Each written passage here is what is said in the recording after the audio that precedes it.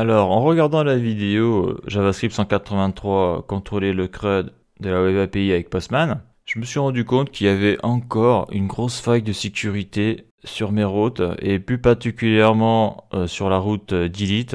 Et on voit que ça dans la vidéo, c'est que je vais le faire. C'est sur le contrôleur delete. À partir du moment où tu es connecté, à partir du moment où tu es authentifié, donc tu es l'utilisateur A par exemple, eh bien tu peux supprimer les objets que tu as créés, mais surtout tu peux supprimer les objets des autres utilisateurs. Donc ça c'est une très grosse faille de sécurité parce que tu ne dois pouvoir supprimer que les objets que tu as créés et les autres objets que tu n'as pas créés, tu ne dois pas pouvoir les supprimer ni les modifier. Donc le problème touche aussi la route put. La seule personne qui peut tout supprimer ou tout modifier, c'est l'administrateur. C'est tout. Donc c'est vrai que sur le cours que j'ai suivi, la sécurité, il n'y a pas de sécurité, quoi. C'est n'importe quoi. T'apprends des trucs, t'apprends du caca, quoi. Donc là, je vais créer un compte. J'ai vidé entièrement ma base de données. Là, je mets sur le body. Je vais l'appeler test01. Et je vais créer un objet avec lui, là. Quoi, deux objets, je vais créer. Test01 est connecté. Super. Donc après, je vais chercher la route login. Je me mets ici. Test01 se connecte. Et j'ai le token d'authentification et son user ID. Je supprime cet onglet-là pour faire plus de place. Donc, je sélectionne le token.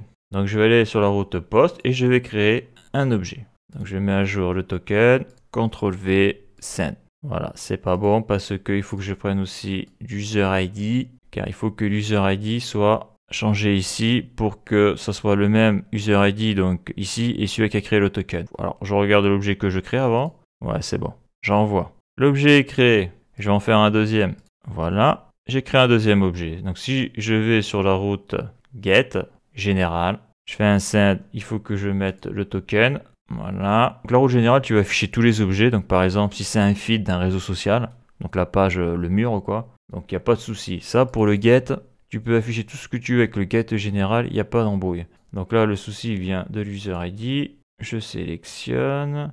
CTRL-C. Va falloir que je me mette les variables de Postman. CTRL-V. Send. Magique. Donc là, j'ai affiché mes deux objets. Super. Donc, maintenant, je ferme tout. Je ferme tout. Je ferme tout. Ça, c'est quoi? Ça, c'est login. Je ferme tout. Donc maintenant, je vais créer un nouveau compte. Je vais l'appeler test02.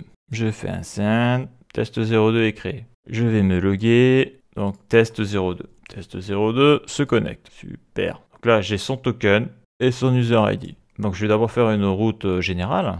Je mets sur le body. Je change l'user ID et je vais chercher le token.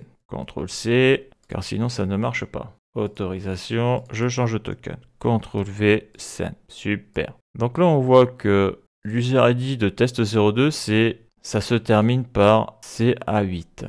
Donc on voit que c'est pas lui qui a créé les objets. On voit que l'user ID de l'autre, là, test01, c'est F414. F414. Donc si je prends cet objet-là, je fais un CTRL-C. Je prends ma route get1 par exemple. Je change l'user ID et je change le token.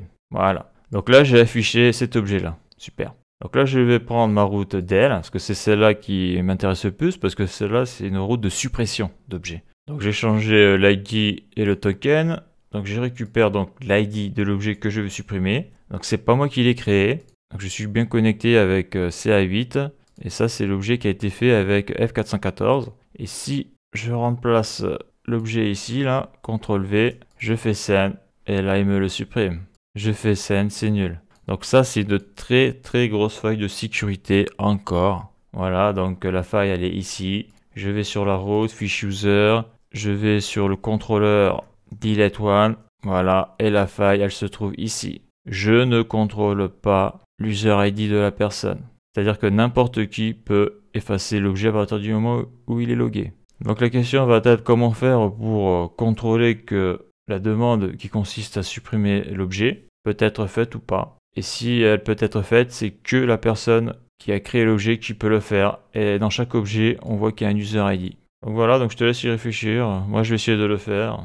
Et on verra ça sûrement dans la prochaine vidéo. Et c'est là où tu vois que des cours sur le back-end, sur les web API carrés, je sais pas si ça existe en France.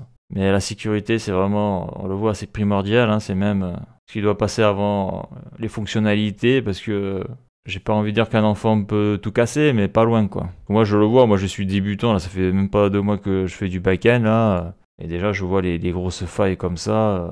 Donc là, je montre ce site-là, très important, parce que tu vois que le back-end et la sécurité, c'est un très très gros morceau. Tu vas sur OWASP Cheat Sheet Series, on le voit là, dans les cheat sheets. C'est impossible à prononcer ça. Cheat sheet. Tu vas là et à un moment donné, tu as tout ce qui a rapport avec la sécurité, c'est-à-dire pour pas te faire pirater la web API. Donc tu vas sur Node.js Security et là tu as donc les recommandations pour donc application security, sécurité des applications, ça c'est moins important, mais gestion des erreurs et des exceptions, la sécurité sur les serveurs et la sécurité de la plateforme. Voilà, donc là il y a pas mal de trucs, on le voit là sur la droite là. Ouais, c'est un gros morceau.